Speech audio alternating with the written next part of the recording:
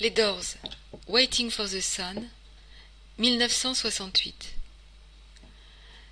Si les portes de la perception étaient ouvertes, chaque chose semblerait à l'homme ce qu'elle est, infinie. Cette phrase de William Blake inspira à l'écrivain Aldous Huxley son essai Les portes de la perception, dans lequel il décrit l'action de la mescaline comme un moyen d'élargir temporairement les facultés perceptives et d'observation de l'homme. C'est ce livre qui va donner leur nom aux Doors. Les Doors. Il faut souligner d'abord le rôle distinct de chaque membre du groupe, comme s'il s'agissait de 4 stars du rock, ayant délaissé leur propre formation pour faire ensemble 6 disques. Chaque chanson mérite d'être écoutée au moins 5 fois. D'abord comme un tout, il faut ensuite entendre chaque musicien séparément.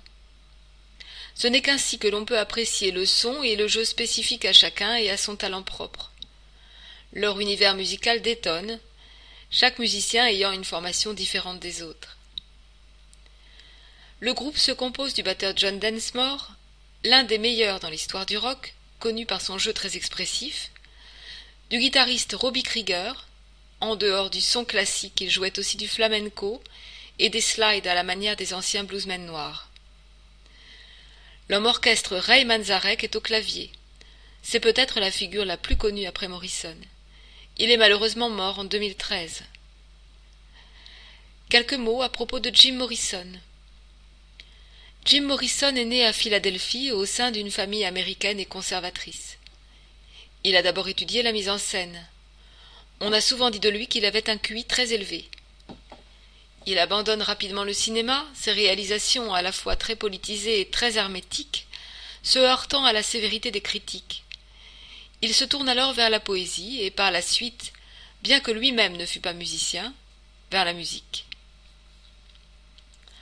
La réception, le sens qu'il convient de donner aux poèmes en vers de Morrison varie en fonction de l'angle de vue et de la culture de chacun. Ainsi les paroles « Papa, je vais te tuer, maman, je vais te » ont pu être diversement interprétées. Pour certains, c'est une référence au mythe d'Oedipe, pour d'autres, elle témoigne de la fin du patriarcat dans l'Amérique conservatrice, pour d'autres encore, elle signifie qu'il faut tenir les enfants éloignés des Doors. Morrison cherchait peut-être, en jouant de l'ambiguïté de ses textes, à obtenir une multiplicité d'effets. En dépit de son goût bien connu pour les femmes, et surtout de sa propension aux excès, qui fut la cause de sa mort prématurée en 1971, à l'âge de 27 ans, Morrison a réussi à suivre sa propre voie et à se défendre des pressions des maisons de disques et du Star System.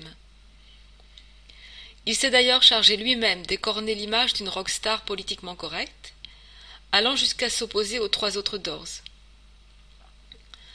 Pour les maisons de disques, sa mort prématurée fut une véritable manne. Morrison fut alors vendu comme un symbole de la révolution des années 60. L'album. Même si les 6 albums avec Morrison, ayant eu 2 autres sans lui, qu'un après-midi suffit à écouter dans leur intégralité, sont des chefs-d'œuvre, Waiting for the Sun mérite de retenir l'attention parce qu'il est fortement marqué par la personnalité de chaque musicien, chacun ayant son son propre.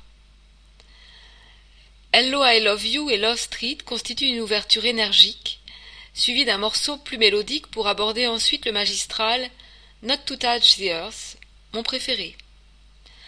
Summer Almost Gone est une ballade mélancolique, où l'on entend distinctement le jeu de slide de Krieger. Dans la foulée suit la valse rapide Wintertime Love, qui fait une transition avec le Soldat inconnu, deuxième morceau magistral de la première face, aux accents pacifistes. Spanish Caravan, morceau haut en couleur, ouvre la deuxième face avec le jeu de flamenco de Krieger, basé sur Asturias de Albéniz. Viennent ensuite My Wild Love, chanté a cappella, We Could Be So Good Together, qui a quelque chose du style brechtien de Alabama Song, Yes the River Knows, autre chef-d'œuvre, et le disque se termine sur l'un des morceaux les plus rock des Doors, 5 to 1. En conclusion, le disque, d'une durée de 33 minutes, joue avec des sons empruntés à d'autres pays ou d'autres époques. alors que je connais leurs 8 albums dans leur intégralité.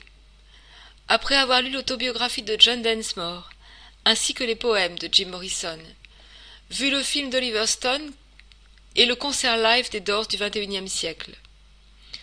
Plus les années passent, et plus je constate que certaines musiques qui tenaient le haut du podium s'évanouissent comme autant de modes éphémères, tandis que les Doors reprennent la place qui est la leur parmi les groupes qui resteront.